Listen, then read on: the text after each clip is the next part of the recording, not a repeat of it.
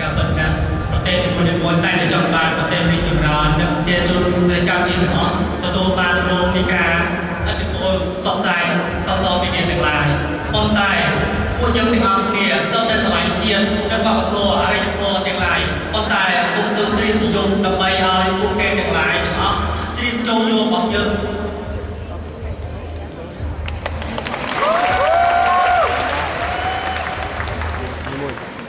បើសិនជាយើងចូលនិយមជ្រុលពេកវាធ្វើឲ្យបន្ទុកមហន្តរាយទាំងឡាយធ្វើឲ្យប្រទេសជិតខាងមានការសន្តិភាពបើសិនជាមនុស្សយើងម្នាក់មានផ្នត់កំណត់3ដែលខ្ញុំអាចជ្រើសរើសបានមួយបើសិនជាអ្នកនយោបាយមានផ្នត់កំណត់មនុស្សធម៌លើពិភពលោកលើពិភពលោកនេះមានសង្គ្រាមនោះទេពីរបើសិនជាសង្គមយើងបច្ចុប្បន្នមានផ្នត់កំណត់មនុស្សធម៌ពិភពលោកនេះវាមិនសូមអរគុណដល់ទី18ទីបន្ទាប់សូមស្វាគមន៍ដល់វត្តមានរបស់